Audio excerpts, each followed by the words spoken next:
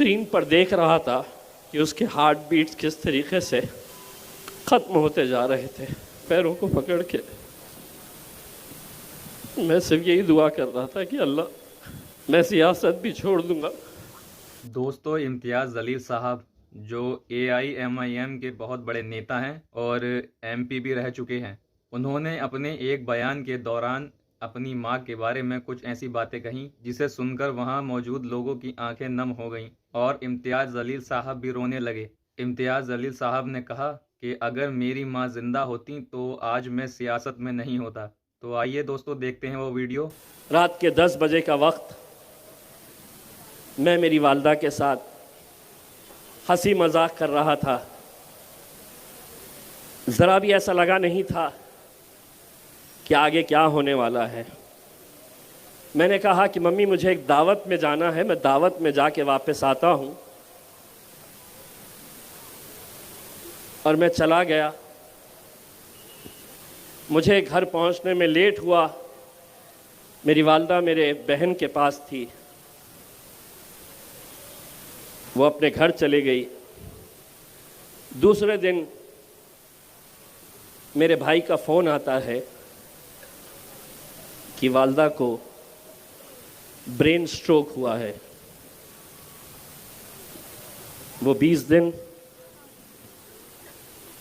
अस्पताल में कैसे हमने निकाले। मुझे ऐसा लगता है कि मेरी वालदा वैसे ही नहीं मरी। कहीं ना कहीं वो हर रोज़ मेरी कमी महसूस करती थी। वो चाहती थी कि मैं ज़्यादा से ज़्यादा वक्त उसके साथ बैठूं, लेकिन मैं बैठ नहीं पाता था। 22 तारीख के दिन जब हॉस्पिटल में डॉक्टर ने कहा कि बहुत मुश्किल है, आप प्रार्थना करिए, मैं मेरे मम्मी के पैरों के पास खड़ा हुआ था। उनके पैरों को पकड़ के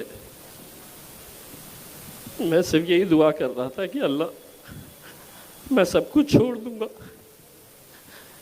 मैं सियासत भी छोड़ दूंगा, मुझे नहीं चाहिए ये MP, कोई MLA मुझे बनना नहीं है। मैं उसके पैर पकड़कर बस यही दुआ कर रहा था, या अल्लाह मेरी मम्मी की आंखें खुलवा दे। मैं पूरा वक्त मेरी माँ को देना चाहता था। मैं वो स्क्रीन पर देख रहा था कि उसके हार्ट बीट्स किस तरीके से ख़त्म होते जा रहे थे। शायद वो अपने बच्चे की आवाज़ खामोशी में भी सुन रही थी कि ये सब छोड़ना चाहता है, अपनी आवाम की मोहब्बत, ना उसको MP चाहिए ना MLA चाहिए, वो मेरे साथ रहना चाहता है। मैंने हर इंसान अपने माँ से मोहब्बत करता है, लेकिन मेरी दुनिया मेरी माँ थी। इन 10 सालों के अंदर मैं अगर लोगों के करीब गया तो मैं अपनी माँ को वक्त नहीं देता था जितना वो चाहती थी। रात में 1 बजता हो 2 बजता हो, वो बेड के सामने एक स्क्रीन लगा हुआ था CCTV का। वो इंतज़ार करती थी कि कब गाड़ी आएगी, कब उसका गुड्डू आएगा।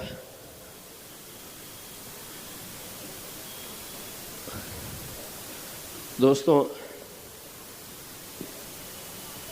और अगर उस दिन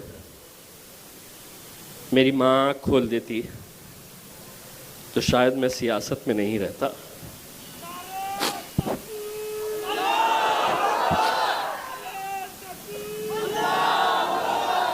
क्योंकि दुनिया में तुम हर चीज़ पा सकते हैं, दौलत, शोहरत, नाम, हर चीज़ तुम्हें मिल सकती है। नौजवानों, मैं तुमसे ही अपील करना चाहूँगा, ये दौलत को जाने मत देना। बहुत खुशनसीब है वो लोग जिनकी माएँ हैं। मेरे वालिद साहब का इंतकाल करीब 30 साल पहले हुआ,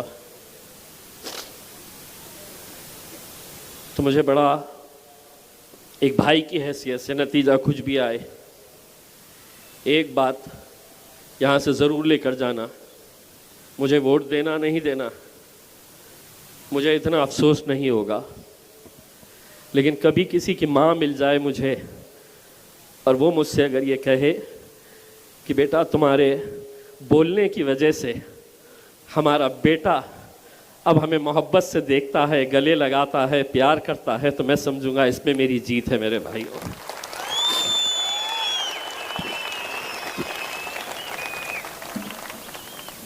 सियासत के अंदर इल्ज़ाम लगाना बहुत आसान होता है, बहुत आसान होता है, लेकिन एक बात ये भी समझ लेना कि हर इंसान को अपने अमाल खुद लेकर जाना है। आपके अमाल आपके साथ जाएंगे, मेरे अमाल मेरे साथ जाएंगे। अगर कोई गुनाह हो रहा है मेरे से, तो ऐसा नहीं है उसकी सज़ा मैं आपको दिलवाऊं। ऊपर वाला हर चीज़ पे नज़र रखता है, और ये फ़ैसले जब मैं लोगों के मुंह से सुनता हूँ कि इम्तियाज़ जलील ने ऐसा किया है, इम्तियाज़ जलील, मैं शुरुआत में बहुत मुझे भी ख़राब लगता था कि कैसे बेबुनियाद इल्ज़ाम मुझ पर लगाए जा रहे हैं, कैसा कहते हैं। अलग अलग तरह की बातें जब मैं सुनता हूँ, कहीं ना कहीं मुझे भी लगता है कि चलिए ये बोलने वाले कितने होंगे, 10 लोग, 20 लोग, 25 लोग, 50 लोग, 100 लोग हो सकते हैं, 200 लोग हो सकते हैं, लेकिन अल्हम्दुलिल्लाह इन 10 सालों के बाद भी अगर इनकी मोहब्बत में कमी नहीं आई है तो मुझे उन 100 लोगों की परवाह नहीं है मेरे भाई। मैं आप लोगों की मोहब्बत के सहारे, मैं आप लोगों की मोहब्बत के सहारे, यकीनन इस इलेक्शन के अंदर जो भी हो, आप जीतेंगे या आप हारेंगे, लेकिन औरंगाबाद वो मुकाम है कि जहाँ पर हमें इस बात का फ़ख्र है कि हमने एक इत्तेहाद की मिसाल यहाँ पर क़ायम की है। यहाँ से हम एमएलए जीते, यहाँ से हम एमपी बनकर गए, पूरे हिंदुस्तान को दिखाए हमने कि हमारा इत्तेहाद क्या हो सकता है। किसी की नाराज़गी इम्तियाज़ जलील से अगर हो सकती है तो इम्तियाज़ जलील के ख़िलाफ़ आप फ़ैसला लें, लेकिन मेरे छोटे भाई नासिर सिद्दीकी का क्या कसूर है? नासिर सिद्दीकी के लिए क्यों नहीं आवाज़ उठाई गई? हम जीत रहे हैं मेरे भाई, इंशाअल्लाह नासिर सिद्दीकी औरंगाबाद से एमएलए बनकर ज़रूर जाएगा मेरे भाई, ज़रूर जाएगा। बस आप लोगों से इतनी इल्तिजा करना चाहूँगा कि 20 तारीख के दिन अगर हमारा वोटिंग परसेंटेज अगर 80% से कम है तो आप समझ लीजिएगा कि 23 तारीख तक इंतज़ार करने की ज़रूरत नहीं रहेगी।